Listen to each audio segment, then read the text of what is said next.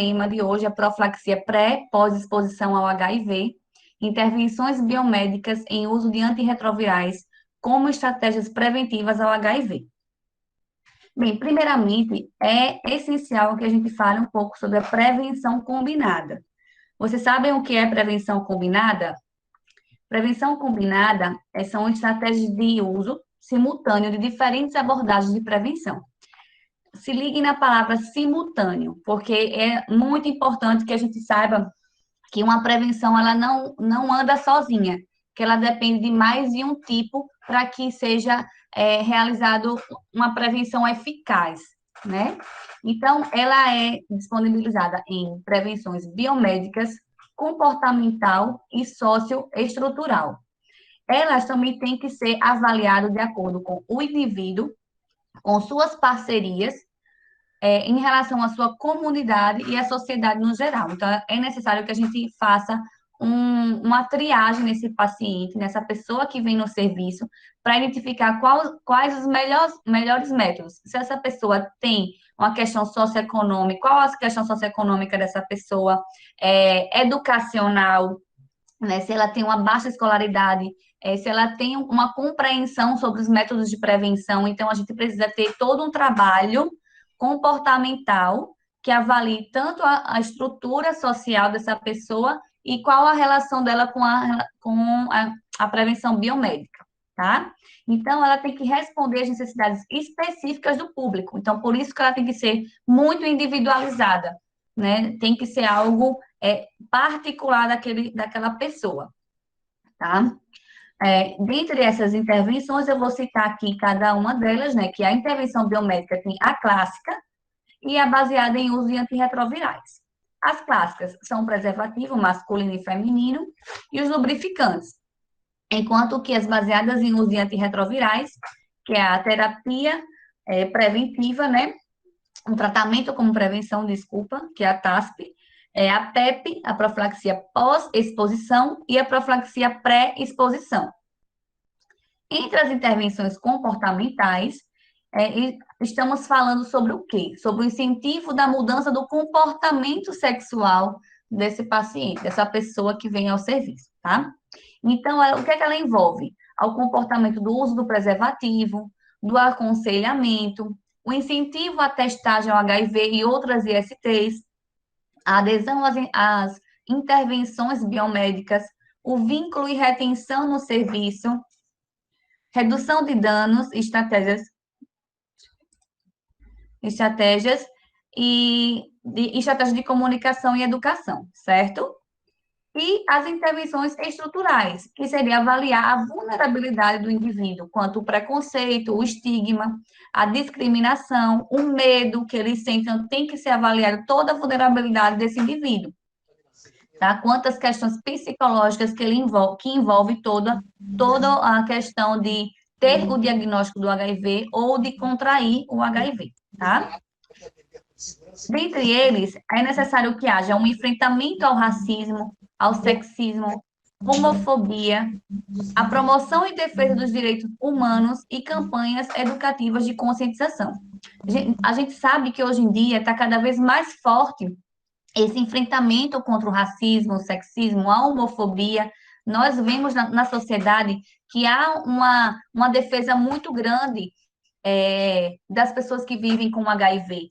Né? A gente sabe que está dentro dos Ministérios da Saúde, do Ministério da Saúde, das secretarias estaduais e municipais de saúde, com uma voz muito ativa, principalmente para ter essa intervenção biomédica e comportamental, pensando na vulnerabilidade de cada indivíduo. Então, é necessário que haja toda essa conscientização da população. A gente sabe que hoje em dia já se há uma conscientização, apesar de que quando eu converso com outras pessoas que não são da área da saúde, tem muita gente que ainda não sabe qual a diferença entre HIV e AIDS, como se pega, como é que está essa questão do tratamento. Quando eu falo dos métodos preventivos da PrEP e da sua variedade, como eu vou falar daqui a pouco, muitas pessoas ficam, nossa, isso realmente funciona, né? A gente tem estudos comprovando que todos esses métodos preventivos, eles funcionam e têm uma eficácia de quase 100%, tá bom?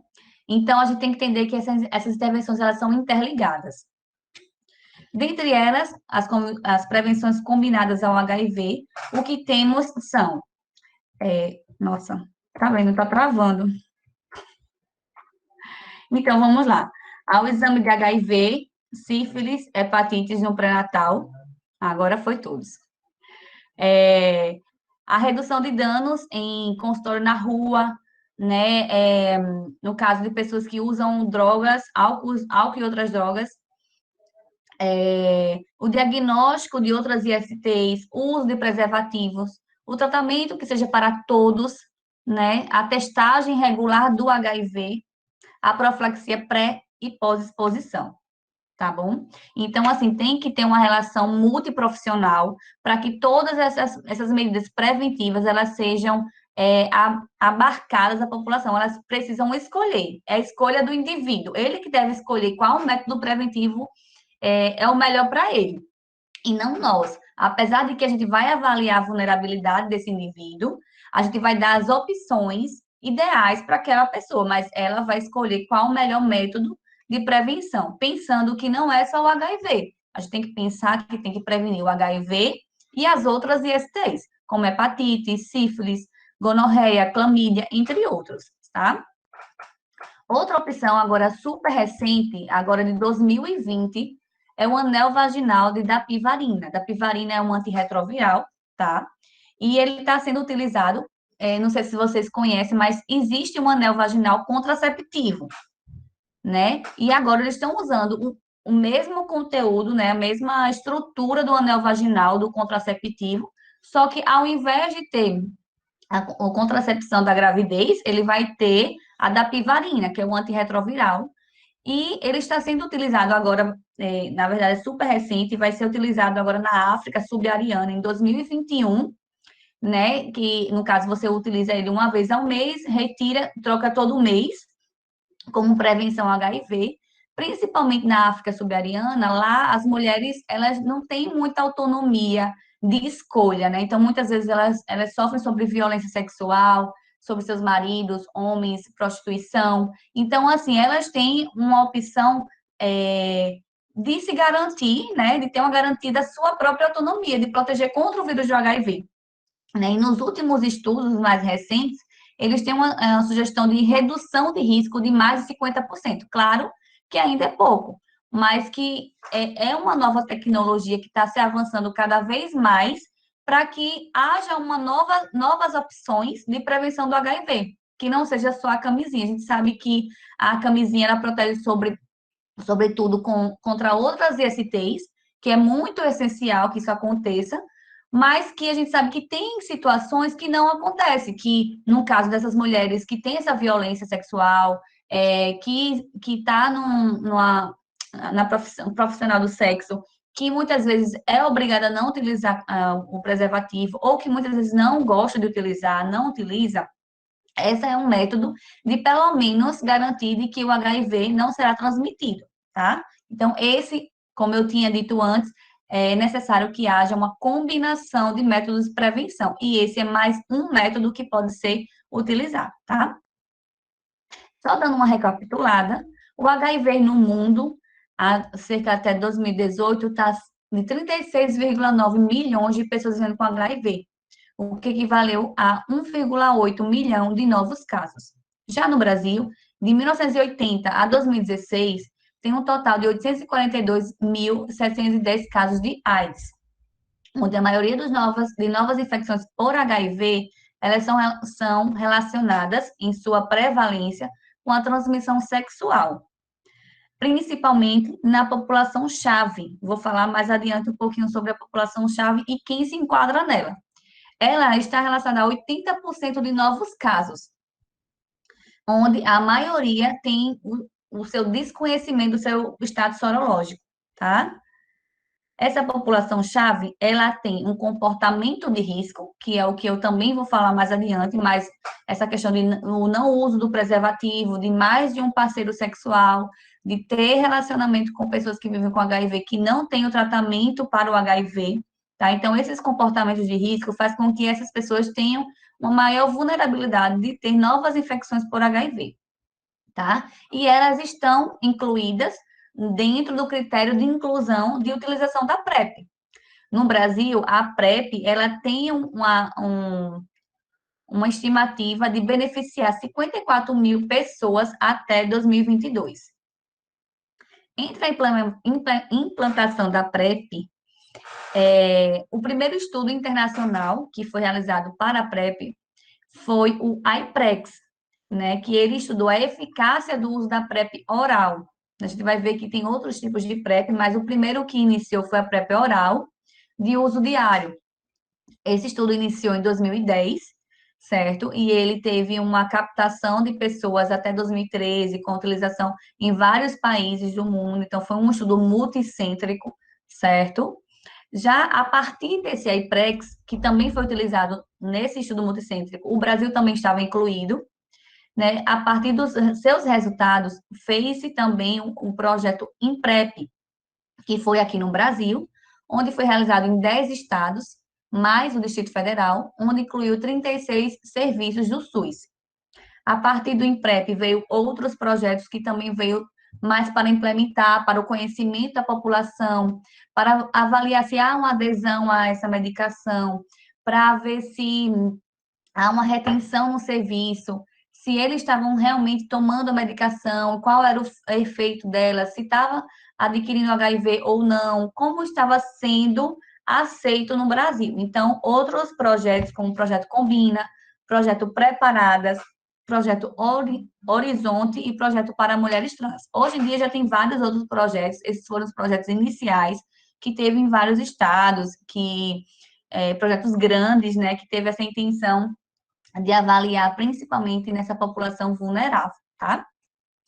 Eu trouxe aqui para vocês, só para vocês entenderem como a extensão desse primeiro estudo, que foi o IPREX OLI, que ele abrangeu toda, não toda, né, mas assim, os Estados Unidos, uma parte dos Estados Unidos, América Latina, o Brasil foi São Paulo e Rio de Janeiro, uma parte também da África do Sul, né?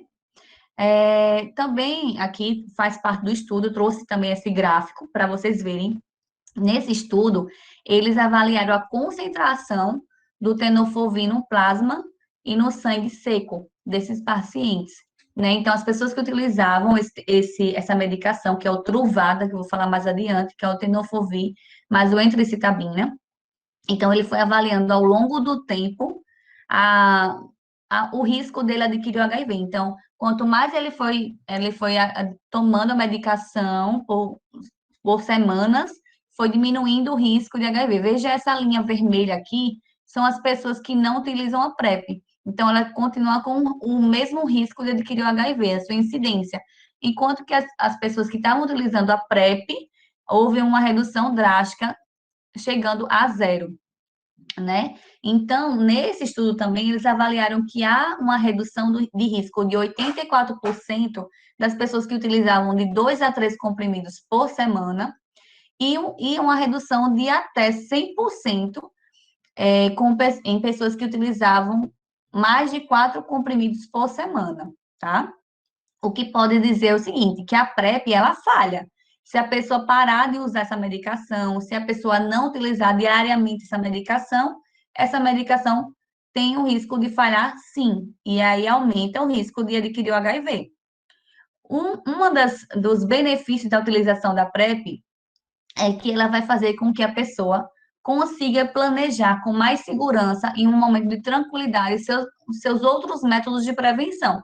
Ela vai identificar sua vulnerabilidade e vai dizer, não, eu realmente preciso de um preservativo, eu preciso de lubrificante, eu preciso de utilizar outros métodos que vai me ajudar a não adquirir o HIV, tá?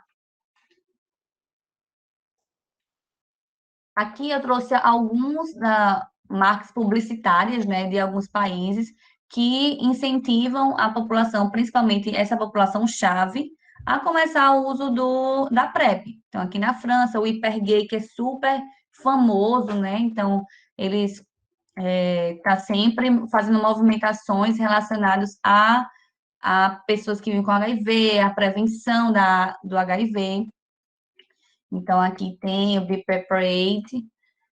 Então, assim, vários, eu mostrei só alguns que que estão na mídia, mas que tem vários, né? Vários nas redes sociais, na internet, na televisão, enfim.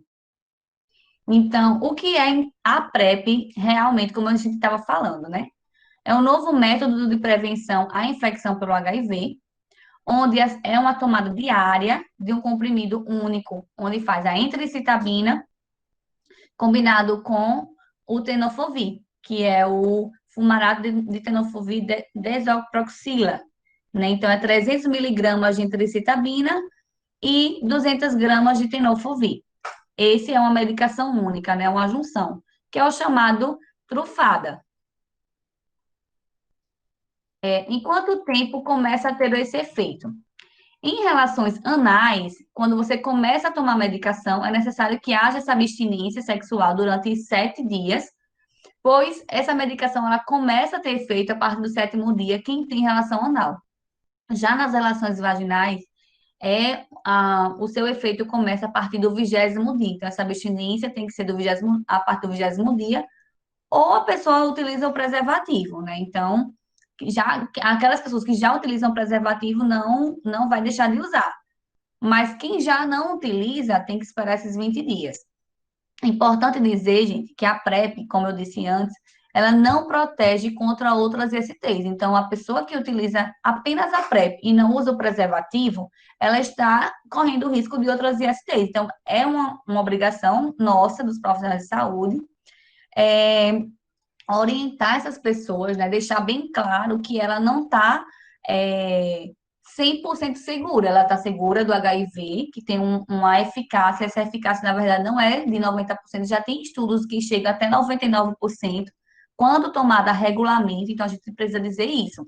A pessoa ela tem que colocar aquela medicação na rotina, no seu dia a dia, e estipular um horário para utilizar essa medicação, pois ela atinge uma eficácia de até 99%, né, contra o HIV, tá? Então, quem é realmente que pode utilizar essa PrEP, né? A PrEP, ela não é para todos, como eu tinha dito antes.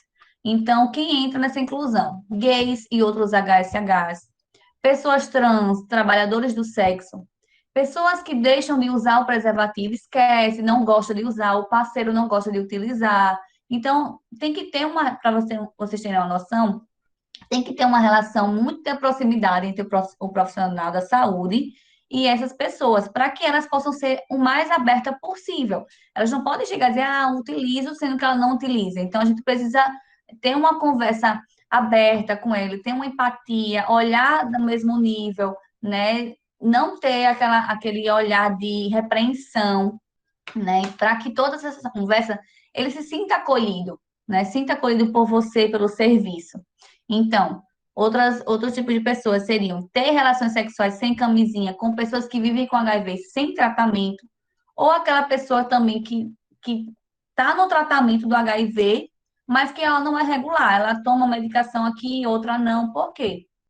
Porque ele pode vir a ser um HIV resistente, né? O vírus pode vir mutante. Então, essas pessoas também estão dentro dessa inclusão.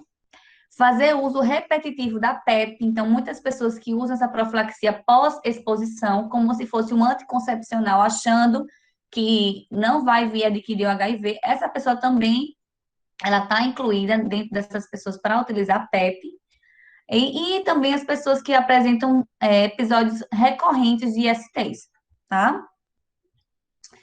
Então, como posso usar a PrEP? Então, inicialmente, você vai indicar para o paciente ou a pessoa que vem te procurar, que ela procure o serviço de saúde que disponibiliza a PrEP, procurar um profissional de saúde e se informar se você tem indicação. O ideal seria ela conversar com um profissional que seja capacitado, treinado, para conversar com essa pessoa, para que não haja nenhum tipo de estigma, não haja nenhum tipo de preconceito.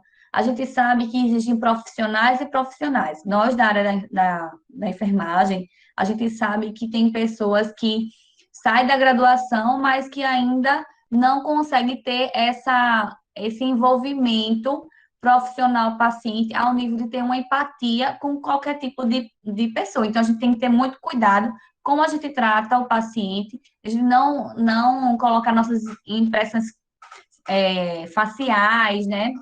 Não ter nenhum tipo de repreensão. Então, a gente tem que ter esse treinamento, essa capacitação, para que a gente consiga entender que cada pessoa ela tem sua particularidade, sua história de vida, e que a gente tem que estamos ali, independente de nossa religião, de nossas crenças, a gente tem que estar ali como profissional e entender que cada um tem sua história e que a gente está ali para ajudar, tá? Então, assim, outra coisa, usar o medicamento diariamente, então essa pessoa tem que entender que ela tem um compromisso diário com isso, porque senão ela tem o risco de adquirir o HIV, tá bom?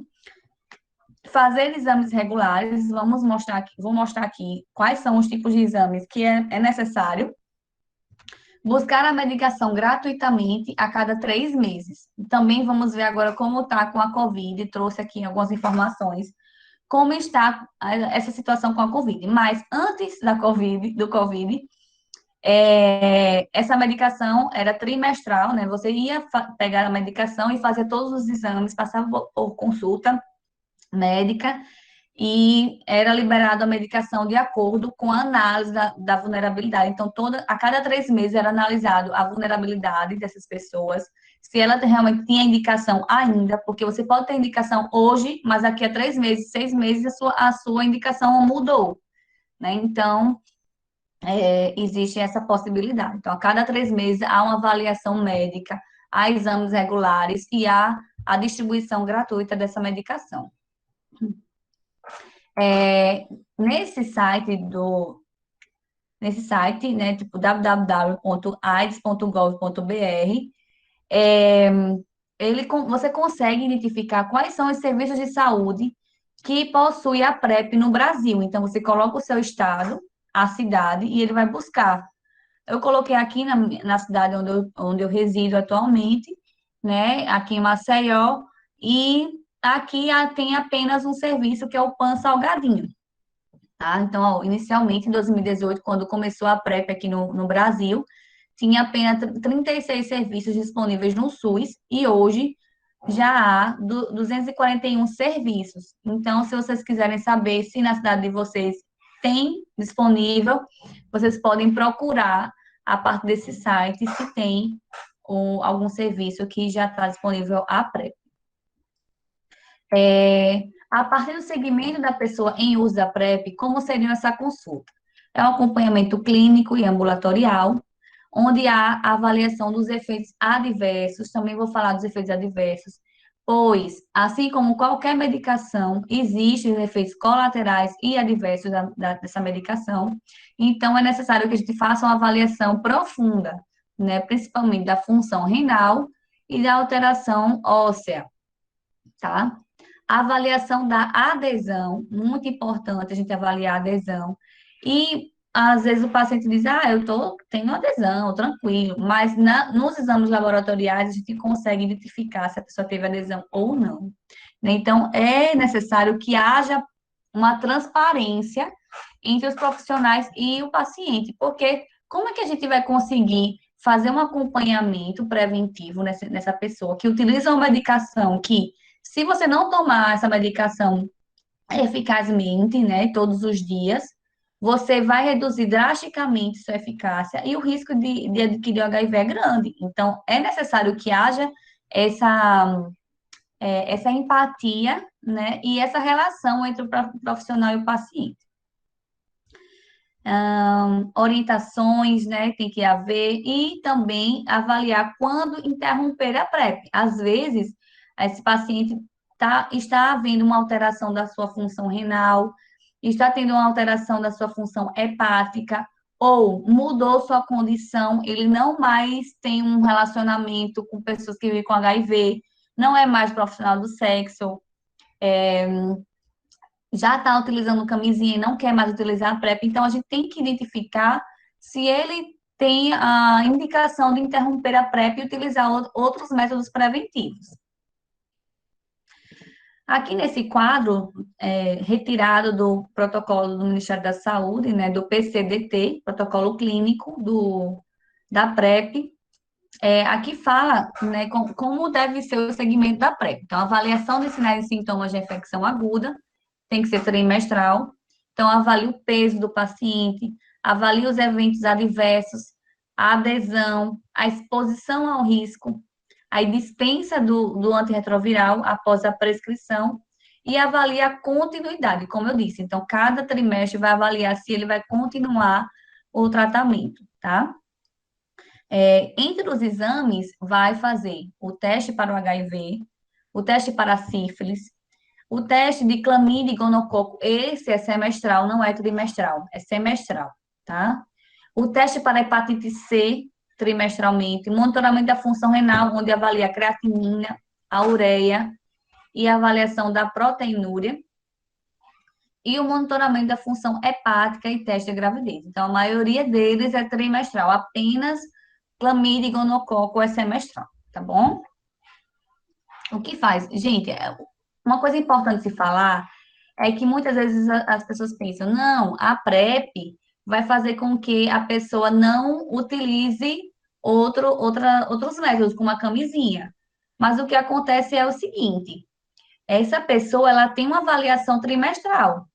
Ela vai se preocupar que vai dar negativo sua sífilis, seu teste de sífilis, vai se preocupar com o teste de hepatites, e outras ISTs, certo? Aquela pessoa que não faz teste é aquela pessoa que às vezes não está preocupada ou tem medo do resultado. Mas as pessoas que usam a PrEP, ela necessariamente precisa passar por essa triagem, precisa passar por esses exames laboratoriais trimestralmente. Então, elas acabam se preocupando mais com a sua saúde, né? Então, elas têm todo um cuidado maior. Acaba que as pessoas que utilizam a PrEP, elas automaticamente começam a se cuidar mais, né? A prestar mais atenção sobre as outras doenças.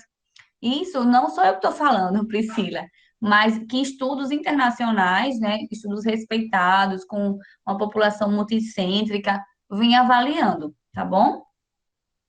Então, a avaliação dos efeitos adversos, como eu tinha falado, tem os efeitos adversos esperados, quando você inicia a medicação, alguns efeitos acontecem, como náusea, cefaleia, flatulência e edemas, são efeitos transitórios, e tem aqueles eventos adversos que são relevantes, como alteração da função renal e perda óssea. Esses efeitos adversos relevantes, que eu digo, da função renal e perda óssea, faz com que a pessoa possa ser descontinuada da medicação, que ela interrompa realmente a medicação por causa dessas alterações renais e ósseas, por causa do tenofovir, tá? Que ele já é nefrotóxico até para as pessoas que vivem com HIV. Então, tem que haver uma orientação sobre os sinais e sintomas de infecção para o HIV também, tá bom? Então, quando deve interromper? Quais são os fatores que fazem com que haja uma interrupção dessa medicação? Se a pessoa tiver o diagnóstico para o HIV, né, teve infecção do HIV, então ela para a PrEP e vai começar a terapia antirretroviral para o HIV. O desejo da pessoa de não mais utilizar a medicação. A mudança no contexto de vida, como eu tinha falado, às vezes a pessoa não tem mais aquele relacionamento com a pessoa que vive com HIV, deixou de ser profissional do sexo, agora não tem mais aquela vulnerabilidade, né? Então, já utiliza preservativo, não quer mais utilizar o anticoncepcional, desculpa, não quer mais utilizar a PrEP. Então, assim, são mudanças no contexto de vida que nessas avaliações trimestrais a gente vai identificar se é necessário interromper ou continuar a medicação. A persistência ou a ocorrência de eventos adversos relevantes e a baixa adesão à PrEP. Então, se é uma pessoa que não tem uma adesão à PrEP, ela não tem o porquê de utilizar a PrEP, porque essa PrEP, ela tem a indicação dela é de impedir o vírus de ativar no seu organismo. Se você tem uma baixa adesão, você não está tendo uma prevenção adequada, onde você poderia estar tendo outros métodos preventivos, e você está utilizando aquela medicação sem efeito, né? Porque ele vai ter o risco de adquirir o HIV. Então, gente, é importante falar que aquelas pessoas que dizem, eu eu bebo, né? Eu tenho uma ingestão alcoólica diária e que eu não posso tomar essa medicação. Não, essa pessoa pode tomar medicação mesmo ingerindo álcool e outras drogas. Não é algo que possa impedir, né? Então, vocês podem dizer, não, se você toma, independente, se você toma alguma bebida alcoólica e outra droga, você pode sim tomar essa medicação nesse dia sem problemas, tá? É importante avaliar os riscos e os benefícios do uso da PrEP. Então, às vezes a pessoa tem litíase renal, tem infecção do trato urinário de repetição, a família tem algum problema renal. Então, tem que avaliar o benefício para essa pessoa. Às vezes, será que vai ser benéfico ou será que vai dar uma alteração da função renal dessa pessoa? Então, provavelmente não sei se vocês sabem, mas a alteração da função renal, ela é irreversível. Então, ela depois não tem uma reversão dessa alteração, né, dessa avaliação da creatinina, da função renal. Então, assim, a gente precisa identificar se é necessário realmente a gente utilizar a PrEP, sabendo que tem outros métodos preventivos para aquela pessoa, que a gente pode utilizar outras prevenções, né? Apoiar a decisão do indivíduo. Então, a gente também tem que dar todas as opções e ver se às vezes é indicado para ele a PrEP, mas ele não quer tomar a PrEP. Então, a gente tem que apoiar essa decisão dele, tá bom?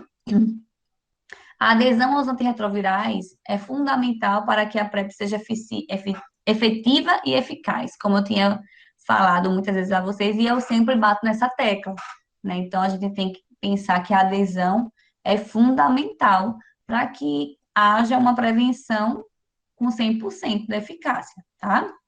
Utilizar outros métodos preventivos e testar regularmente para o HIV e outras STs, como eu tinha falado anteriormente. Também quero falar sobre a PrEP e sobre demanda. Eu não sei se vocês já ouviram falar, mas já é utilizado na Europa, principalmente França, é muito utilizado e tem muitos estudos sobre a PrEP, sobre demanda, nos Estados Unidos também, que é o quê? A pessoa não vai utilizar o mês todo, né, todos os dias aquela medicação, mas ela vai, vamos dizer que esse solzinho aqui é o dia da relação sexual, tá? Então, 24 horas antes da relação, ela vai tomar 2 pílulas. E um dia após a relação, vai tomar uma pílula. E outra pílula logo seguinte. Então, tipo, vão ser 3 dias. 2 antes da relação, uma depois da relação, 24 horas. E 48 horas depois, outra. Só que, no Brasil, ela não é recomendada ainda, esse esquema sob demanda. Por quê? Estamos numa fase ainda muito precoce, muito inicial da PrEP, né? Estamos ainda vendo como é que vai ter essa aceitação da população da PrEP e já temos um risco de uma baixa adesão. Vou dizer a vocês, eu soube hoje, por sinal, que aqui em Maceió, é, no início, né, começou a PrEP no ano passado, e no início desse ano tinha 120 pessoas que faziam uso da PrEP. Por causa do Covid, logo depois, observou-se que houve uma queda dessa adesão, ficando apenas 50, quase 50% desse índice inicial que continuou a utilizar a PrEP, que foi lá buscar a medicação, certo? Então, a gente tem que pensar se vale a pena deixar sob demanda ou deixar ele contínuo, para ver se há realmente uma adesão na população, tá? Então, inicialmente, aqui no Brasil, ainda não é recomendado esse esquema sob demanda. Outra coisa que eu achei muito interessante comentar com vocês, ainda não é um, algo que já está no mercado, mas é um pré-print, né? Ainda tem esse estudo que está em andamento. É um implante subcutâneo que promete ser uma nova fronteira da prevenção contra o HIV. Então, ele é um antirretroviral, ele vai ficar, no caso, subcutâneo, né? E ele fica 1 ano.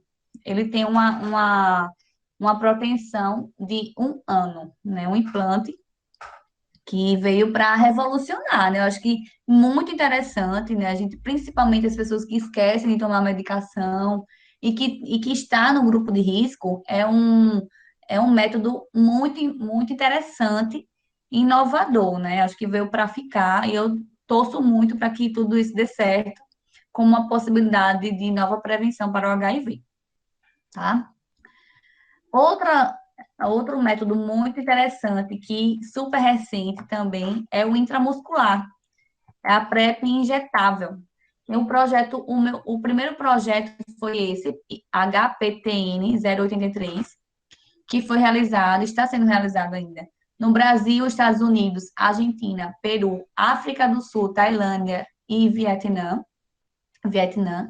né? Essa PrEP injetável, a medicação dela é o cabotegravir, né, o antirretroviral da classe inibidor de integrase. A via de administração dele é intramuscular, serão 600 miligramas de medicação e o tempo de duração dele é de 2 meses, tá? Então, é outra forma, assim, sensacional de utilização da PrEP como prevenção do HIV e que você não vai precisar utilizar diariamente.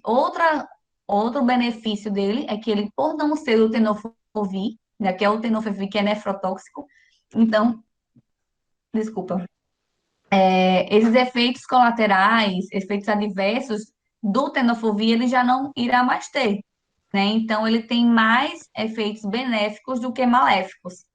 Então, assim, esse aqui realmente veio para ficar. Vou mostrar mais um pouquinho sobre esse assunto, esse estudo, né? Esse estudo foi batizado como HPTN 083, que comprovou que injeções de cabotegravir a cada 8 semanas, ou seja, a cada 2 meses, são altamente eficazes como profilaxia pré-exposição ao HIV.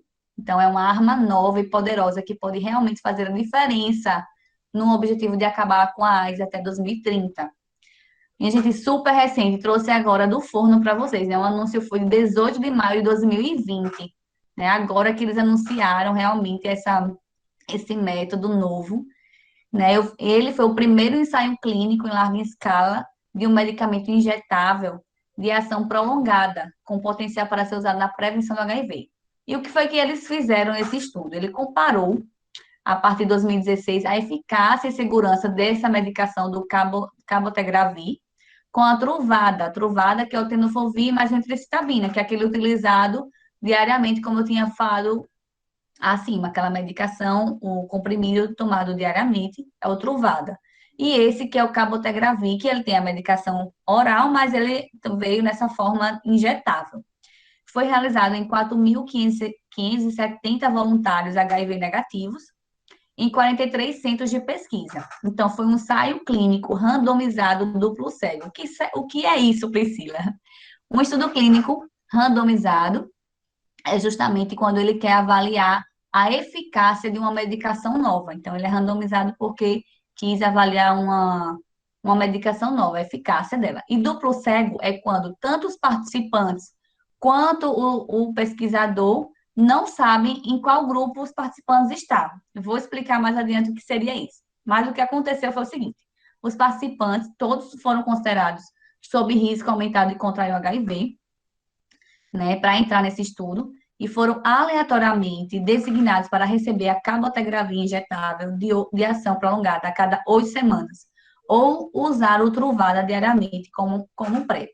Aí eu trouxe aqui para vocês, só para mostrar um pouco como foi feito esse estudo. Então, ele dividiu em 2 grupos. O primeiro grupo, aí foi dividido em 3 fases, tá, gente? A primeira fase, ele utilizou o cabotegravir oral, esse verde escuro aqui. Ele tem alguém com o áudio aberto.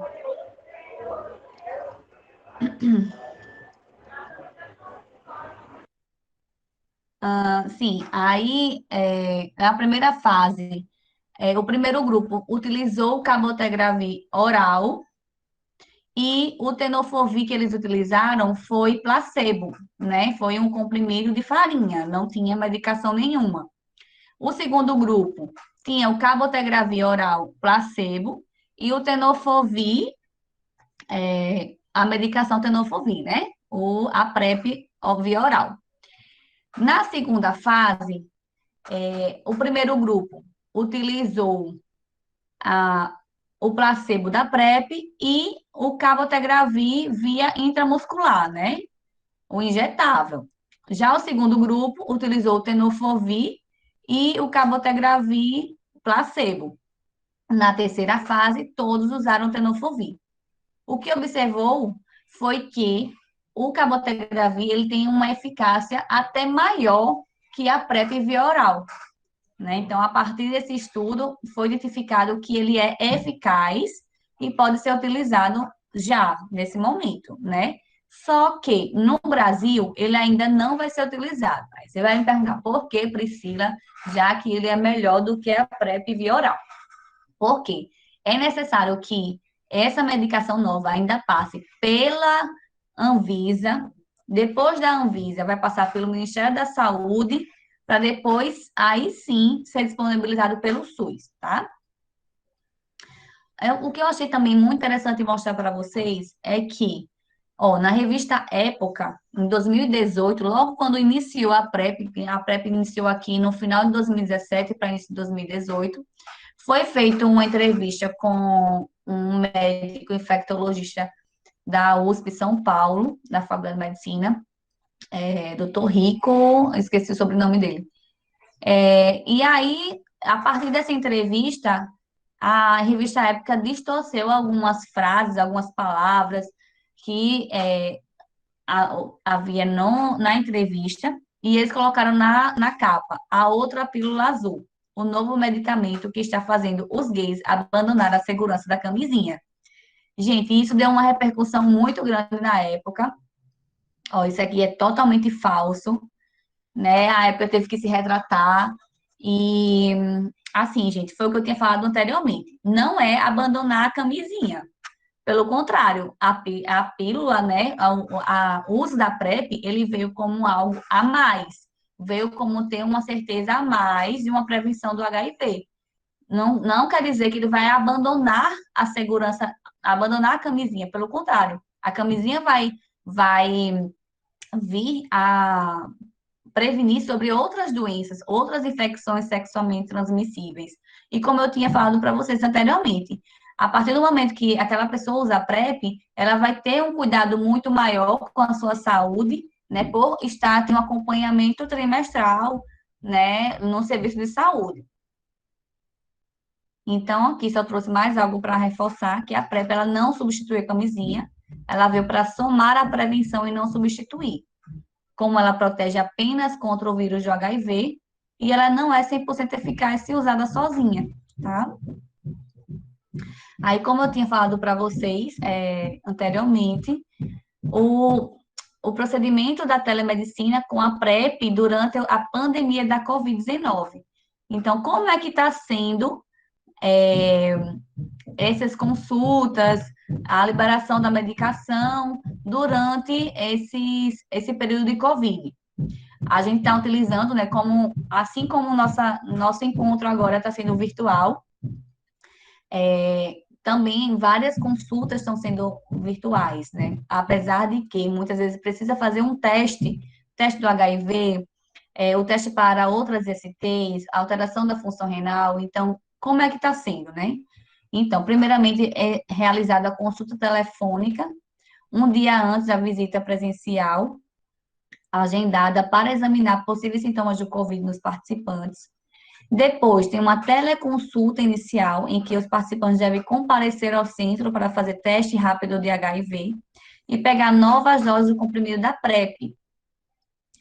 Também a teleconsulta de acompanhamento, como deve ser, né? Em que os participantes devem comparecer ao centro apenas para pegar novas doses de comprimido. Por quê? Como é que está sendo, assim, a questão do teste rápido do HIV?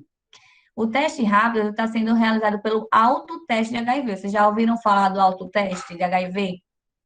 Depois eu quero saber, comentem aí no, na barrinha de comentários aqui do lado, e aí a gente vai discutindo sobre o autoteste também. Outra coisa que mudou foi que a dispensação dessa medicação era de 90 dias. Então, a cada 3 meses tinha a dispensa de medicamento.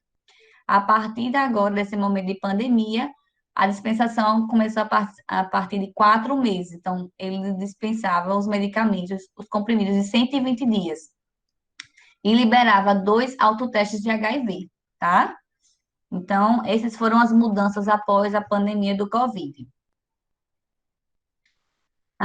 Eu queria ver se qualquer coisa a gente podia abrir perguntas agora na PrEP e ia para a PEP depois, ou a gente continua tudo? Vocês acham melhor o quê?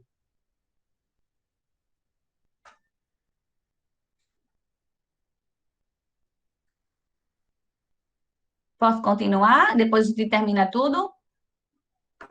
Pode continuar, professora. No final a gente realiza as perguntas de todos os assuntos, tudo bem? Tá, ok, então.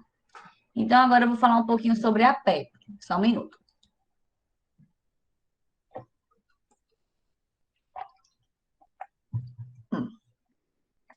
Então, a PEP, ela já é um pouco mais antiga, né? A gente já conhece mais esse coquetel, como dizem, entre aspas, né?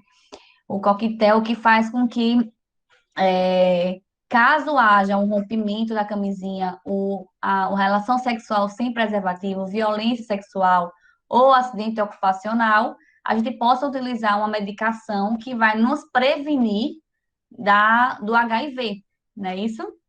Então, vamos falar um pouco sobre ele. Sim, aí outra coisa que eu não coloquei aqui, mas vou falar mais adiante, deixa.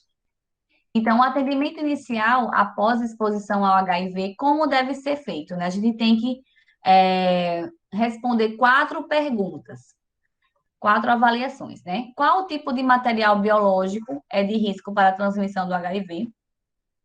O tipo de exposição é de risco para a transmissão do HIV? O tempo transcorrido entre a exposição e o atendimento é menor que 72 horas? A pessoa exposta é não reagente para o HIV no momento do atendimento? Então, são quatro perguntas que são necessárias para a gente identificar se aquela pessoa está nos critérios de tomar a medicação, né? A PEP. Então, se todas as respostas forem sim, a PEP para o HIV está indicada. Recomenda-se um acompanhamento sorológico dessa pessoa, tá? Então, o que é que a gente vai avaliar?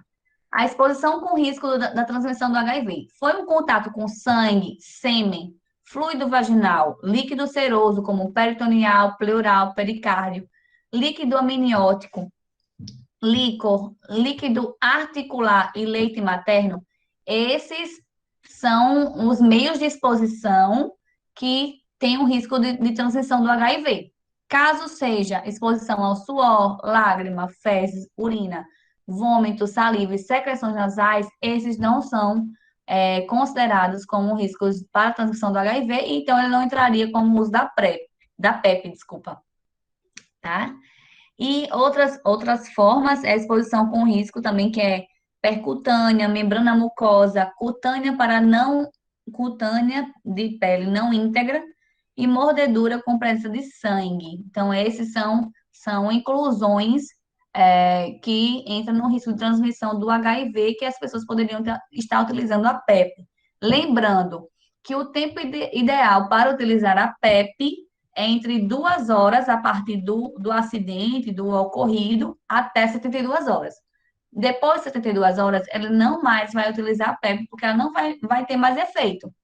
Mesmo que ele utilize depois dessas 72 horas, não vai haver o efeito da PEP, tá bom? Então, gente, é importante falar que o uso da PEP é utilizado em atendimento de urgência, porque ele tem um tempo de ação, né? Ele precisa estar entre essas 2 horas até 72 horas para início. Lembrando também que a medicação ela tem que ser utilizada por 28 dias ininterruptos, sem interrupção nesses 28 dias, para reduzir drasticamente a possibilidade de infectar com o HIV, tá bom? E também, como eu falei, né, que não há benefício da profilaxia após 72 horas. O esquema preferencial da PEP é o tenofovir, a lamivudina e o dolutegravir. São as três medicações que, unidas, formam um composto só, né, uma única medicação. Caso ela esteja indisponível, ela tem duas formas de posologia, que é a tenofovir e a lamivudina, e, separadamente, o dolutegravir. Então, são duas formas de apresentação, tá bom? Mas todas elas também têm que utilizar durante 28 dias. O que é também interessante falar, gente, acho que não ficou aqui, eu vou falar, como eu tinha falado para vocês, né? Quais são os casos que, que você tem que utilizar a PEP? Casos de violência sexual, casos de é, relação sexual sem preservativo ou rompimento do preservativo. Nesse caso, mesmo que a carga viral, desculpa, a sorologia do parceiro seja desconhecida, você entra também como critério, né, de uso da PEP. E acidentes, né, no caso da gente profissional da saúde, manicure, profissionais e acidentes em que haja como é que eu posso dizer? Essa contaminação com sangue e fluidos de outra pessoa, tá bom? Então, nesses casos, a pessoa está incluída em utilizar a PEP. Falando um pouco da equipe multiprofissional, entrando não só na atenção básica, na atenção secundária, terciária, mas a gente fala muito da prevenção aqui, né? E a gente também tem que pensar que o enfermeiro ele tem um papel fundamental, mas a gente não pode esquecer que a equipe multiprofissional ela é essencial para que o andamento desde a entrada do paciente, daquela pessoa, no seu serviço, até o seu acompanhamento, ela tem que ser um vínculo muito forte e necessário entre vários tipos de profissionais, entre psicólogo, médico, assistente social, enfermeiro, né? Então, assim, tem que ser algo muito forte para que essa pessoa ela se sinta vinculada àquele serviço, que haja essa retenção no serviço, né? E que ela consiga ter realmente uma adesão. A adesão está muito ligada a toda essa relação da equipe multiprofissional, né? Ao medicamento. Então, o cuidado ele tem que ser compartilhado, né? Então, esse compartilhamento com outros profissionais para uma melhor prevenção, um melhor tratamento para aquele paciente, é necessário que haja esse vínculo profissional, né? Então, é necessário que haja uma escuta sobre sua sexualidade, a vulnerabilidade, a violência, o seu contexto, de sua saúde, da sua vida. Então, a gente tem que ter essa empatia, né? O acolhimento, respeitar suas particularidades, ter uma abordagem individual, né? Avaliar o contexto de cada um, tá bom? Também trouxe algo super recente para vocês. Estou super feliz que esse ano, mesmo com todo esse contexto da pandemia, muitas coisas novas têm aparecido, muitos pareceres, artigos, inovações tecnológicas, tecnologias na saúde. Então, assim, a gente está vendo que está tendo muito avanço e a gente consegue identificar que a enfermagem não só a área da saúde no geral, mas a enfermagem está tendo uma visibilidade muito grande como pesquisador, como cientista, e mostrando que veio assim com um intuito de ficar, de mostrar que temos nossas responsabilidades, nossos direitos, nossos deveres e que temos muito a fazer, né, pela saúde da população. A gente vê que não só dentro da área hospitalar, a gente que está em contato direto com o paciente, com risco de estar com Covid, mas também, independente, tanto na atenção básica, na secundária, na terciária, todos são essenciais para que a gente mostre que temos um papel importantíssimo na saúde da população, né? Cada vez mais sendo reconhecido. E esse parecer, número 12, 2020, do COFINS-CTAs, foi, assim, sensacional, né? Mais uma conquista da enfermagem, né? Que é o parecer técnico sobre a prescrição de medicamento para profilaxia pós-exposição a HIV e profilaxia pré-exposição a HIV por enfermeiros, tá, gente? Então, já era normalmente por médicos, mas agora os enfermeiros também poderão prescrever essas medicações, a PEP e a PrEP, tá? A partir de agora, de 2020, a partir do mês passado, se eu não me engano. Então, mas para dar uma retrospectiva, então, a partir da portaria de número 2.436, de 21 de setembro de 2017, Ele estabelece que, entre outras atribuições do enfermeiro, a realização de consulta de enfermagem, procedimentos, solicitação de exames complementares, prescrição de medicações, conforme protocolos, diretrizes clínicas e terapêuticas, ou outras normativas técnicas estabelecidas pelo gestor federal, estadual, municipal ou Distrito Federal, observados nas disposições legais da profissão. Então, a partir dessa portaria, a gente já tinha essas atribuições específicas de consulta de enfermagem e nesses procedimentos de exames complementares, né? Então, a gente já tinha essas atribuições, né? Mas lá em 1986, na Lei 7.498, a gente já fala do exercício profissional da enfermagem e da prescrição de medicamentos, né? Por enfermeiros em programas de saúde pública. A gente já lá atrás já falava sobre isso.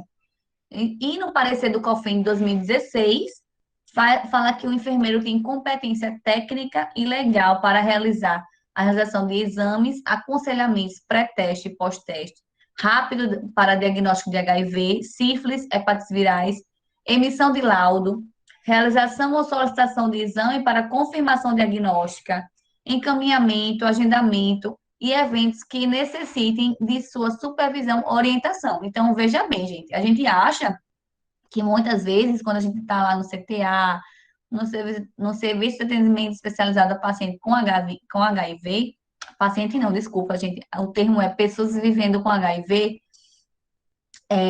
a gente não tem uma dimensão tão grande quanto a nossa competência técnica e legal. Então, a gente tem que ter uma consciência de que a gente pode tudo isso, tanto a realização de exame, aconselhamento pré e pós-teste, o diagnóstico do HIV, a emissão de laudos, tá? Solicitação de exames. Então, a gente tem um caminho muito grande aí e umas responsabilidades bem importantes nesse contexto, tá? Então, assim, mais uma coisa interessante falar que vale ressaltar que o enfermeiro somente deva aceitar encargos ou atribuições quando se julgar técnica, científica e legalmente apto para desempenho seguro para si e para outra. Então, assim, você entrou nesse serviço, você só assuma tais responsabilidades se você tiver segurança legal, jurídica, técnica, científica sobre esse desempenho. Se você não tem essa segurança, você não tem como você realizar todas essas atribuições, tá? Então, é necessário que haja um treinamento, capacitação, para que você consiga desenvolver essas capacidades e competências técnicas e legais, tá bom? Então, esse parecer, o que é que ele fala, né? Que é permitido ao enfermeiro, como integrante da equipe de saúde, prescrever medicamentos desde que estejam estabelecidos em programas de saúde pública e em rotina aprovada pela instituição de saúde. Para isso, eu dou vários asteriscos aí nessa parte, tá, gente? É necessário capacitação técnica e educação continuada e o dimensionamento adequado das equipes, a fim de poder assegurar assistência de qualidade a essas pessoas, tá bom? Outra coisa também que eu queria falar, vocês também podem comentar isso, se vocês já ouviram falar do autoteste, se já fizeram, se já indicou para outras pessoas como é esse autoteste, mas também é algo super recente, no Brasil começou, se eu não me engano, ano passado. O primeiro projeto, o grande projeto dele foi o projeto STAR, foi feito na África, né? Então a primeira fase dele foi de 2015 a 2017, e a segunda fase, que foi na África do Sul, de 2017 a 2019, né? Então, a intenção foi popularizar mesmo esse autoteste, entrar mesmo nas populações carentes, aquelas pessoas que tenham medo de ir para o serviço fazer o teste, tem receio. Então, assim, o autoteste veio para aumentar ainda mais a chance dos diagnósticos, principalmente os diagnósticos precoces, que é o que mais batimos na tecla, né? Evitar esse diagnóstico tardio, o diagnóstico já da AIDS, e sim ter o diagnóstico do HIV, que a gente consiga tratar com antecedência, certo? Então, ele veio mesmo para entrar nessa população mais vulnerável e que não tem tanto acesso ao serviço. Muitas vezes as pessoas moram longe do serviço Então, é um meio mesmo de abarcar mais pessoas com o autoteste, tá? Então, avalie também esse projeto, a aceitabilidade, o custo, a viabilidade do autoteste no mundo, tá? Então, a OMS, ela recomenda que o autoteste seja uma abordagem adicional aos serviços de teste do HIV. Por que, gente, adicional? Veja bem, eu lembro quando ano passado a gente estava em discussão lá na faculdade sobre o autoteste e foi mostrado a gente como era o autoteste, ficou mesmo essas dúvidas. Será que o paciente, a pessoa, ela vai ter um psicológico bom para eu vou fazer o teste em mim, deu positivo, deu reagente. Qual é a reação dessa pessoa? Ela vai ter um psicológico bom, né? Para ter, não, agora eu vou procurar o serviço. Como vai ser? Ela vai se depreciar, vai entrar em depressão, vai querer se suicidar. Como vai ser? A gente ficou com essa pergunta, né? Será que essa pessoa vai deixar de ter o vínculo no serviço para fazer em casa? Mas não, os últimos estudos têm avaliado que esse autoteste, ao contrário, ele faz com que a pessoa, aquela pessoa que não iria mesmo para o serviço, se testar, está fazendo teste em casa e vai ao serviço para confirmar, que é essa a intenção da OMS, essa abordagem adicional. O paciente, a pessoa vai fazer o teste em casa e, dando positivo, dando reagente, ela vai fazer o teste diagnóstico, porque esse não é diagnóstico, vai fazer o teste diagnóstico no serviço. Caso o teste deu negativo, mas a pessoa está no nível de vulnerabilidade no grupo de risco ou teve uma exposição ao risco nas últimas 6 semanas, é necessário que ela vá ao serviço fazer novamente o teste, tá? Então, vou falar mais um pouquinho das duas formas de autoteste que temos agora no mercado. O primeiro é a punção digital. Vem a caixinha que vem a solução diluente, né, que vai você colocar ali, a pipeta, como é o nome? A lanceta, a pipeta, o álcool e a solução, e o curativo, né? E onde você vai colocar lá o sangue, certo? Então, o que é que ele avalia? Você vai colocar o sangue, né? Você vai esperar 20 minutos e vai dar se é reagente ou não. Se for reagente, vai dar 2 tracinhos. Se der negativo, não reagente, um tracinho.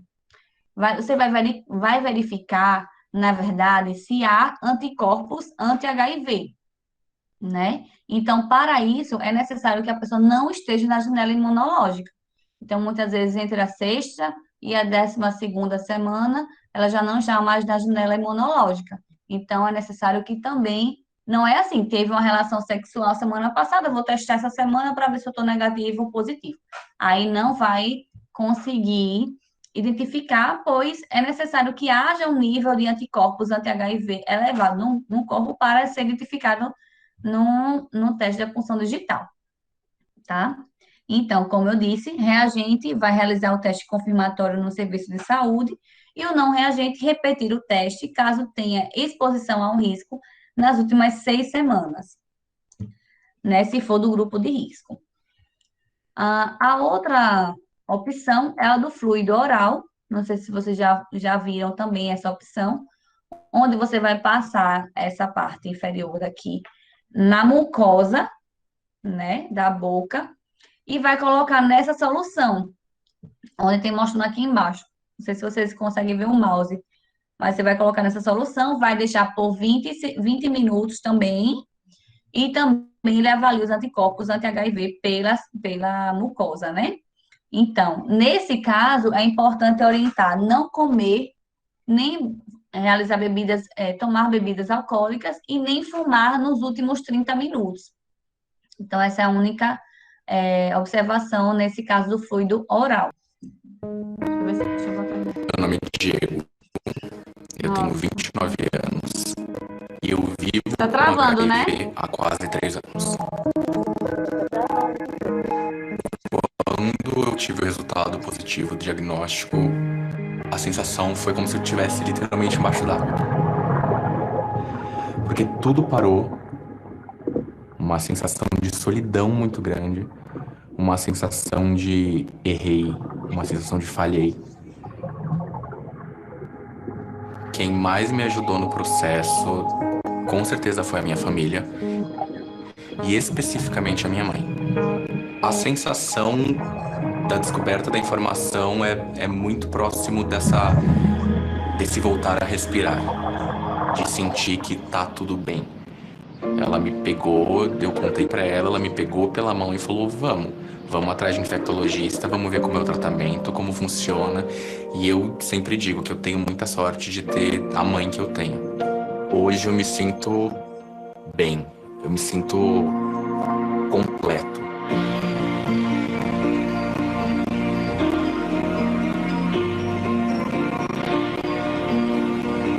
O obstáculo que eu superei com o HIV, tabu e preconceito. As pessoas são preconceituosas, eu era preconceituoso. Porque a gente não se informa. Porque a gente não sabe o que é isso. E não sabe no sentido mais cru da palavra. Eu não sabia absolutamente nada antes do meu diagnóstico. E eu me sinto muito envergonhado de falar isso, porque eu não lembro de ter tido esse tipo de educação sexual na minha infância, nem em escola, nem com a minha família. A gente não fala sobre isso e a gente precisa falar.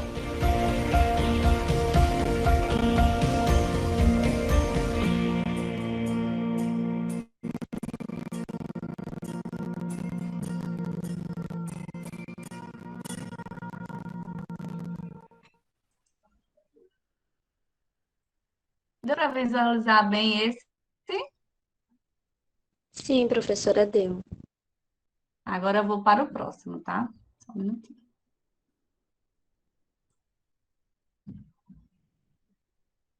Cadê? Eita, deixa eu apresentar de novo.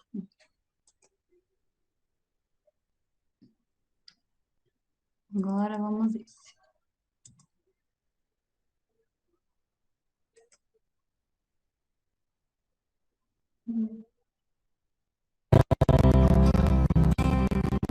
Então, eu sou a Vanessa Campos, pessoa vivendo com HIV e AIDS há 26 anos. Sou uma mulher que buscou lutar pelos seus direitos sexuais e reprodutivos. Eu acho isso importantíssimo para todas as pessoas vivendo, que elas têm esse direito. Eu me lembro, eu era uma criança, uma menina de 13, 14 anos, e eu já sonhava em ter filhos, porque eu fui diagnosticada com 19 anos. Quando o meu diagnóstico veio, a minha maior dor foi não achar que eu não ia poder ser mãe. E eu sofri muito, eu dizia, como eu quero ter 3 filhos, eu sempre quis ter 3 filhos.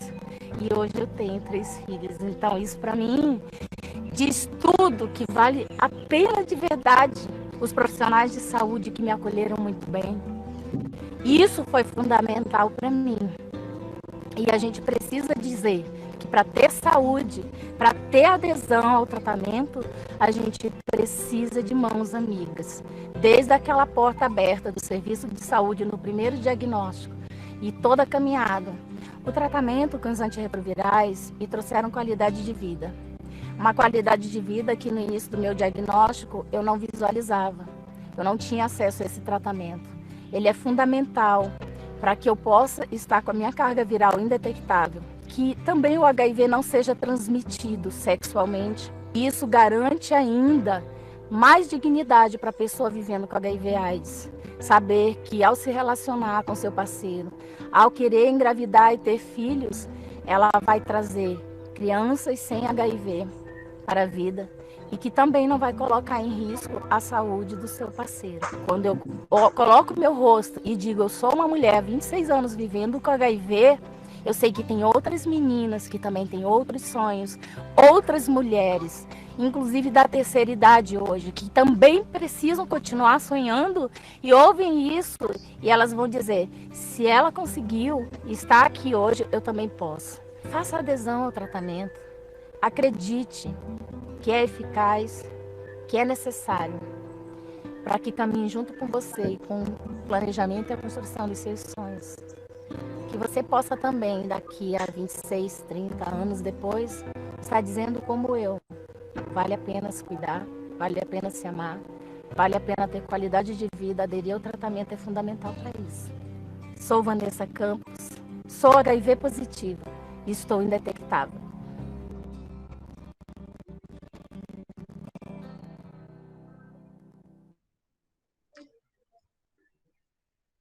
Pronto. Agora eu vou para a última apresentação. Acho que essas três foram as mais que eu queria muito apresentar para vocês. Nossa, peraí. Não é esse, gente. Peraí. Deixa eu colocar agora a próxima. Porque são vários depoimentos, né? Muitos depoimentos tocantes, assim, muito legais. Mas eu escolhi três para mostrar para vocês. Então, vamos lá. Esse aqui, acho que é esse. Esse aqui. Peguei o telefone e liguei para o meu companheiro e só consegui dizer para ele: Carlos, eu tô com AIDS.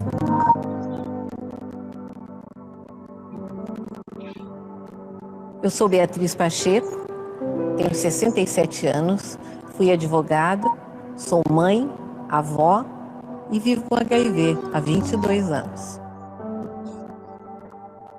Eu peguei meu resultado no balcão do laboratório e eu abri. Lá estava escrito reagente. E olhei, nas letras pequenas dizia reagente igual positivo. Nesse momento eu passei a ter uma nuvem negra em cima da cabeça, com a famosa pergunta que anos depois eu fui ver que todos nós fazemos quando temos resultado positivo. Por que eu? Até então, naquela época, em AIDS se falava em grupos de risco. E eu não estava dentro do padrão de grupo de risco. O meu marido disse sério para mim assim: tiveste que nós vamos sair. Eu cheguei a pensar que ele podia ter me passado. Ele era meu terceiro marido, né? Eu, na realidade, me infectei com o segundo. Nós saímos caminhando pela rua e eu olho para ele e as lágrimas estão correndo. E ele puxou do bolso o exame dele negativo. Gente, foi um dos momentos mais felizes da minha vida. Eu estava com HIV, sim. Agora, eu não tinha infectado ninguém.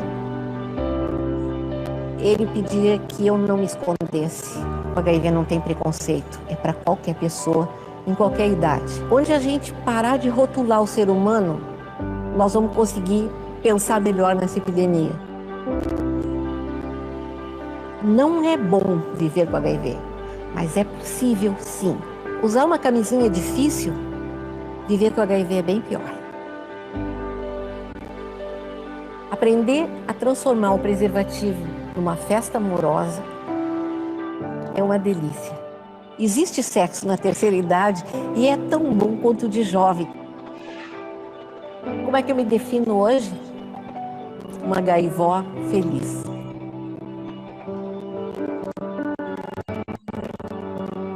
Eu luto contra a AIDS porque eu quero que a sociedade do futuro seja melhor do que a de agora.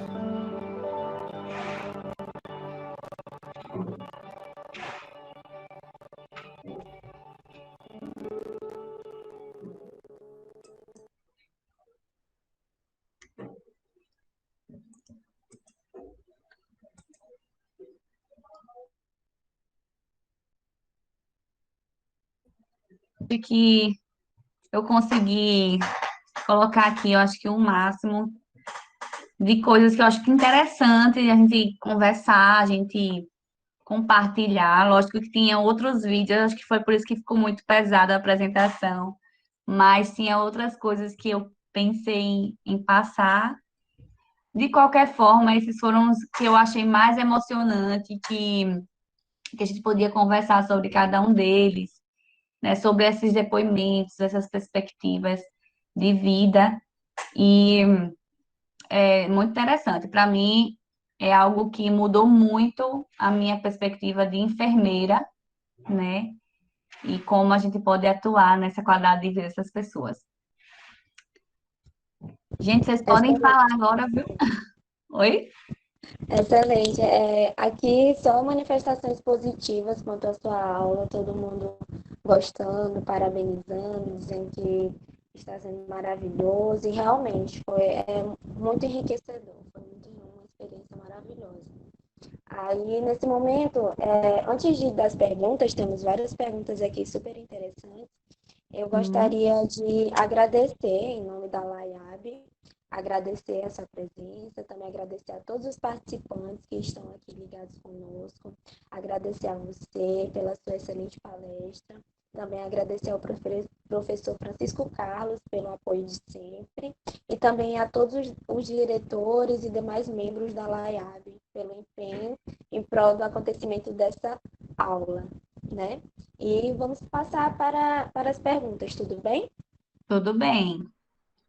A primeira pergunta foi da Keila Cristina Durães. Ela pergunta assim: como acontece o aconselhamento entre casais que são soro-divergentes quanto à profilaxia? Então, inicialmente, quando o parceiro ele está em tratamento já do HIV, né? Ele já utiliza a terapia antirretroviral e o parceiro é indetectável, teoricamente, ele não necessaria, o parceiro que não é HIV positivo, ele não precisa de utilizar a PrEP, né? Porque já o outro parceiro já é indetectável. Então, não é necessário. Ele não entraria no grupo de risco para a utilização da PrEP. Caso o parceiro que tem o HIV, ele não seja aderente, né? Ele tem uma adesão à terapia antirretroviral e sua carga viral não seja indetectável, aí sim é que o parceiro ele entraria no grupo de utilização da PrEP, né? E, né, idealmente a gente conversaria com os dois, com o parceiro também. Mas isso, a primeira conversa seria com o parceiro que quer utilizar a PrEP, a gente avaliaria a vulnerabilidade, o risco que existe, identificaria se aquele outro parceiro dele realmente é indetectável ou não. Para isso, o parceiro tem que saber, porque ele tem que fazer os exames, né? Para saber a carga viral dele. E aí sim, nessa conversa com os dois, é que a gente conseguiria identificar a melhor prevenção. Nesse caso, se o parceiro não tiver carga viral indetectável, ou seja detectável, aí sim o parceiro tem que tomar a PrEP. Mas aí tem que avaliar a situação de risco dele, entendeu? Acho que é isso. Ótimo, professora. Próxima pergunta também da Keila Cristina Durães. Existe alguma política de redução de danos caso a pessoa se recuse à PrEP? Eu não sei se eu consegui compreender. No caso, ela se recusou a tomar a PrEP e Ó, seguinte, como eu tinha falado na apresentação, ela, quem escolhe se vai usar a PrEP ou não é a pessoa, certo? A gente vai dizer a ela, olha, você tem indicação de usar a PrEP. Agora, se ela vai usar a PrEP, aderir à PrEP ou não, ela que vai escolher, né? Não, eu escolho tomar a medicação ou não. Se a Keila perguntou em relação aos efeitos adversos, não sei se é isso, se ela quis perguntar. Se qualquer coisa queira, você pode se manifestar aqui, que aí a gente vai tirando a dúvida. Mas se for em relação aos efeitos adversos, há o acompanhamento trimestral, quando há alguma alteração da função renal ou hepática ou óssea, a pessoa deixa de usar, tem uma descontinuação do uso da PrEP, certo? Não sei isso. Pronto. Pronto, se ela tiver alguma alteração durante o processo, durante a medicação, né, os meses que ela está utilizando a profilaxia, aí há uma descontinuação. O que acontece é que o serviço, ele ainda avalia a função renal, ainda avalia a função hepática após terminar o uso da PrEP. Tipo, ela descontinuou, não está mais utilizando a profilaxia. Aí ela vai ainda fazer outros exames, né? laboratoriais para identificar se houve uma regressão da alteração da função renal, hepática ou óssea, que são os três tipos de efeitos adversos mais severos em pessoas que usam a PrEP, certo? Acho que é isso. Certo, professora. Próxima pergunta é da Neucivan Maria. Ela diz assim: eu gostaria de saber se os medicamentos de profilaxia de ataque agora já são somente por via oral. O da PrEP, o da PrEP hoje no Brasil, vamos falar Brasil, apenas o oral, certo? Aqueles outros métodos que eu falei, o subcutâneo, ainda está em estudo, ele é pré-print, quando eu tinha falado pré-print, ele ainda está em estudo, mas já tem uma eficácia grande nos estudos, né, nos pacientes em utilização. O intramuscular, ele já está sendo utilizado fora do Brasil. No Brasil ainda falta passar pela Anvisa e pelo Ministério da Saúde, né? O intramuscular e o anel vaginal, não é PrEP, desculpa. Seria só o intramuscular e o subcutâneo, né? Pronto. E o de sob demanda, que é aqueles três dias de utilização, como eu disse, aqui no Brasil ainda não é indicado. Mas na Europa e nos Estados Unidos, eles já fazem uso de PrEP sob demanda, que é quando você vai ter a relação sexual.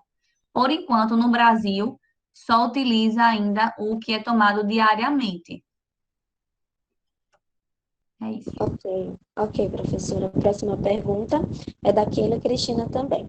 A utilização indiscriminada da PrEP e PEP pode fazer com que um paciente venha adquirir o HIV, seja mais resistente ao tratamento?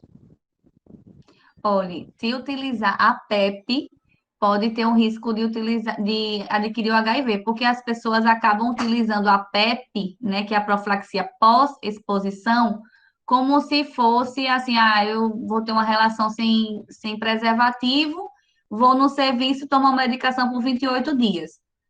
Aí, essa pessoa pode, depois de um tempo, estar utilizando tanto a PEP, que ela possa criar uma resistência à medicação e sim ter o risco de adquirir o HIV. A questão da PrEP, não, a PrEP ela já vem com se ela aderir mesmo, se ela tomar medicação todos os dias, ela tem uma taxa de eficácia de 99%. Então, assim, é muito difícil ela adquirir o HIV, né? Lógico que a gente não pode dizer que é 100%, mas o risco é muito menor. Então, assim, como camisinha não é 100%, a PrEP não é 100%, né? Então, assim, todos os métodos preventivos, ele não é 100%. Mas a PrEP, ela é super eficaz, sim, né? A PEP, com o tempo, ela vai dando uma resistência, que às vezes tem pessoas que tomam a PEP como se fosse uma pílula do dia seguinte, né? Fez a relação sem camisinha e vai tomar a PrEP. Só que ela tem uma alteração hepática muito grande, assim, realmente ela atinge bem pesado, né? O fígado. Eu acho que é isso. A PrEP não, mas a PEP ela tem um risco grande. Certinho, professora. Próxima pergunta é da Juliana Sueli. Caso a PrEP seja interrompida, qual a recomendação para a reintrodução da medicação? Caso a PrEP seja interrompida, qual é? Como é? Caso a PrEP seja interrompida, qual a recomendação para a reintrodução da medicação? Então, vai depender de qual motivo ela foi interrompida. Se ela foi interrompida por alguma alteração renal, hepática ou óssea, o ideal é ela não utilizar a PrEP, né? Porque ela já tem a tendência de ter essa alteração, e utilizar outros métodos preventivos. Caso seja, ela interrompeu a PrEP, por exemplo, deixou aquele parceiro que é HIV positivo, ou deixou de ter aquela exposição alta ao risco do HIV, e depois de um tempo ela voltou a ter novamente essa exposição, ela pode voltar à PrEP, né? Porque a gente pode avaliar de acordo com a situação que ela vive naquele momento. Então, naquele momento ela tem um risco. deixou de ter o risco, ela sai do grupo e deixa de tomar medicação. Vamos dizer que daqui a um ano ela tenha novamente esse risco. Aí ela pode procurar o serviço e tomar novamente as medicações. Lógico que lembrando que ela tem que fazer todos os exames antes. O exame do HIV, exame de ISTs, né, sífilis, hepatites virais, enfim, várias ISTs, clamídia e gonococo, né? E alteração da função renal, hepática, todos os exames serão feitos novamente, mas tem que ser avaliado qual é a situação dela de risco. Ok, professora. Próxima pergunta. Essa pergunta aqui, 3 pessoas fizeram a mesma, foi o Júnior, a Neucivan e a Ariane. Como funciona o autoteste? Pronto, aí eu tinha até, na verdade, um videozinho, achei bem interessante, botei, mas é interessante falar. Então, tem aqueles 2 autotestes, né? Tem aquele que é do sangue, e tem que é da punção digital, e tem da mucosa oral, né? Então, o do teste do sangue, vocês vão compra-se na farmácia. O mais acessível hoje é ainda da punção digital, que é aquele que você faz o furinho, como se fosse, você vai verificar a glicose do paciente. É basicamente igual, né? Você vai colocar aquela pipeta, a lanceta, faz o furo no dedo, higieniza, primeiro faz a higienização com álcool a 70, já vem, né, no próprio pacote, você higieniza, faz o furo, com a pipeta, você tira aquela gota de sangue e coloca no tabletezinho onde você vai fazer o teste, né? Você coloca 3 gotas da solução e espera 20 minutos. Esse é o primeiro autoteste que é o disponibilizado. O mais difícil de achar, não sei se tem em todos os estados ainda, mas é o que realiza com a mucosa oral. Esse, você apenas passa pela parte superior e inferior, né? Como eu tinha dito, a orientação é que a pessoa não tenha comido nem bebido bebidas alcoólicas, nem fumado nos últimos 30 minutos. Após isso, faz essa passagem, né, superior, e tem porque, não sei, deixa eu ver se tem no... Tem aqui, é tipo um potinho, e você vai colocar a solução e esse dispositivo, né, que você colocou na boca. Deixa eu ver se eu consigo é, mostrar para vocês assim, porque assim falando fica mais difícil. Deixa eu só mostrar a foto que está aqui na apresentação. Só um minuto. Deixa eu ver se vai, viu? Porque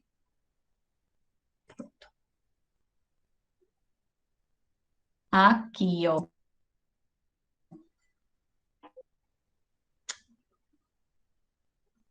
Deixa eu ver se pronto. Tá vendo aí?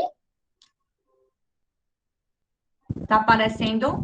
Ainda não. Assim, apareceu. Pronto. Aqui no fluido oral, que é na mucosa, tá? Então ele vai passar essa parte inferior daqui do dispositivo na mucosa oral, vai colocar nesse pote, onde aqui vai colocar essa solução. Tá vendo que na mão dela tem uma soluçãozinha, um potinho redondo? Pronto, aqui tem uma solução que você vai inserir, né, no caso, o dispositivo, e vai esperar por 20 minutos. Tanto esse quanto esse da punção digital, que eu tinha falado, deixa eu só abrir mais. Esse da punção digital aqui, ó, nesse eu coloquei todos os equipamentos que tem na caixinha, né? E aí você coloca, faz com a lanceta o furo, com a pipeta tira a gota de sangue, coloca nessa placa e coloca 3 gotas da solução. Espera por 20 minutos, como eu tinha falado. A mesma coisa do fluido oral, na verdade, você vai colocar na mucosa, passa, deixa ele bem molhadinho, coloca nesse pote com a solução. Também espera por 20 minutos. Os 2 casos é para verificar a presença de anticorpos anti-HIV, né? Como eu tinha falado, que eu falar? Sim, como eu tinha falado, se der positivo, a primeira coisa que a pessoa tem que fazer é ir no serviço fazer o teste diagnóstico, porque esse não é teste diagnóstico. Ele pode dar uma sensibilidade de falso positivo ou falso negativo. A pessoa vai ao serviço fazer o teste diagnóstico. Caso deu negativo, mas a pessoa está no grupo de vulnerabilidade, teve uma relação de risco nos últimos nas últimas 6 semanas, né? Ou fez o teste, deu errado, alguma coisa do tipo, tem que ir no serviço fazer também. Então, é como eu tinha falado anteriormente, a Organização Mundial da Saúde, ela sugere que esse autoteste ele seja um aliado ao serviço. É aquele primeiro contato da pessoa com o autoteste, mas que não seja um único, né? Por isso que a gente da saúde, nós profissionais da saúde, precisamos falar com essas pessoas e explicar realmente como seria esse autoteste, a sua importância e que não pode ser sozinha. Aquela pessoa pode fazer em casa, mas que ela tem que ir para o serviço para realizar um novo teste, tá? O teste diagnóstico. Eu acho que é isso. Certinho, professora. Sim. A próxima. Como acontece, a pergunta da Amanda. Como acontece a distribuição do autoteste de HIV no Sistema Único de Saúde? Ele primeiramente foi disponibilizado nas farmácias.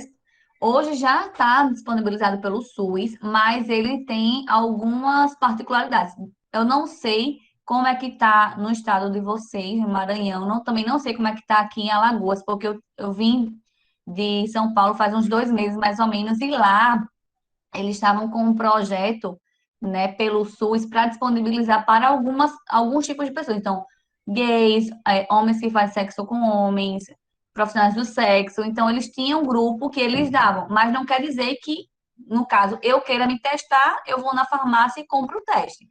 Mas, no caso da disponibilização do SUS, eu ainda não sei te informar como é que está em nível nacional, se está disponibilizando em todos os serviços. Mas, por exemplo, agora, no caso da PrEP, né, que está, por causa do Covid, ao invés da pessoa ir no serviço, ela faz o autoteste. Nesse caso, está sendo disponibilizado pelo SUS, nesses casos, né? Mas, no geral, eu não vou conseguir te informar em nível nacional, porque realmente é algo muito recente, né? Começou em 2019, agora, a introdução do autoteste aqui no Brasil. Certinho. Próxima é da Clarice. Uma pessoa com HIV que quer ter filhos terá que aderir a outros tratamentos além dos retrovirais? Não, assim, né? A gente vai analisar todos os aspectos, porque ela vai ver se ela tem carga viral indetectável, se ela vai necessitar de mudar o antirretroviral. Então, assim, provavelmente o método que ela vai utilizar são os antirretrovirais mesmo. O que vai identificar é se ela está indetectável, se ela precisa mudar de antirretroviral porque, na verdade, a gestante tem uma mudança mesmo de esquema terapêutico, mas não mais do que isso. Seria mais esse controle mesmo da carga viral para não passar, né, transmembrana e transplacentária para o bebê, né? Como vocês viram, né? Teve até o caso que eu botei aqui, da mulher que o marido é negativo e os filhos também.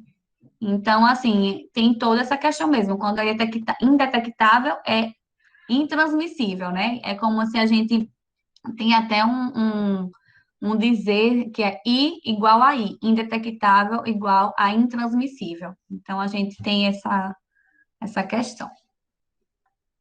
Certo. E nossa última pergunta da tarde é da Ariane. Na prática, quais são os maiores dilemas relacionados às pessoas idosas que vivem com o HIV? As pessoas idosas que vivem com HIV. É interessante, eu até ia falar, porque hoje em dia as incidências diferiu bastante. Antigamente, o nível era muito maior entre os jovens do que os idosos. Novos casos de novos casos de HIV. Hoje já mudou muito. Os novos casos de HIV nos idosos têm aumentado bastante. Por quê? Porque há uma sexualidade em idoso, né? Então a gente tem que pensar que não é porque é idoso que não tem sexo. E outra coisa muito importante é que os idosos têm muita resistência à camisinha. Então, os idosos que utilizam a medicação, ó, pelo que eu conheço, né, no tempo que eu fiquei no serviço em Ribeirão Preto, eu não vi muita falta de adesão. Eu acho que a falta de adesão é mais entre os jovens do que nos idosos. Os idosos eles têm mais a tendência de aderir ao tratamento, né? Mas a questão de comunicação entre a família, às vezes se foi o homem, contraiu com alguma relação extraconjugal, e aí acaba não tendo essa questão do familiar, né? Como é a palavra? Sumiu agora. Mas assim, tipo, a comunicação entre a família, sabe? De dizer o diagnóstico é mais difícil, porque também depende, não é só a gente não pode chegar para a família e dizer, a gente tem que conversar, ele tem que levar a esposa, filhos, enfim, né? Então tem que ser toda uma questão mesmo de conversa entre profissional e paciente. Mas eu acredito que a adesão ela seja muito melhor entre idosos do que entre jovens, né? Sim. Estudos falam isso também. Pois então tá certo, professora. Muito obrigada. Foi excelente a sua aula. Nós estamos imensamente gratos pela sua presença aqui, pela sua atenção e pelas explicações tão simples de entender, assim, de uma maneira bem simples da gente compreender mesmo. Muito obrigada mesmo. Eu que agradeço muito, muito mesmo. Eu gosto muito de compartilhar esses conhecimentos. E assim, eu espero que se vocês quiserem comentar alguma coisa sobre a aula ou queira compartilhar alguma experiência vivida, também pode falar, gente. Eu acho o legal dessas aulas online é que a gente pode quebra de fronteiras, né? Eu estou aqui em Maceió, vocês estão aí no Maranhão, a gente pode quebrar essas fronteiras. Mas também há um distanciamento muito grande, eu não vejo a carinha de vocês. E aí, eu não sei se vocês estão compreendendo, se estão gostando ou não, mas assim, vocês podem, quem quiser, pode abrir também aqui e falar. Eu acho muito interessante essa troca de conhecimentos, né? Acho que a gente está aqui para isso, tá bom? Mas eu gostei muito, fico muito honrada de vocês terem me convidado e de eu estar aqui falando um pouco, né, sobre tantas coisas novas que têm acontecido. Vocês viram que foi coisas muito recentes, muito atuais e que eu fico muito feliz de compartilhar. E vocês são multiplicadores, né? Então, vocês vão multiplicando isso com conhecidos, familiares, amigos, e vai ser é muito interessante, muito legal mesmo. Fico muito feliz. Igualmente, professora, alguém deseja fazer algum comentário, igual a professora solicitou? Pode se manifestar. Cadê o Getúlio?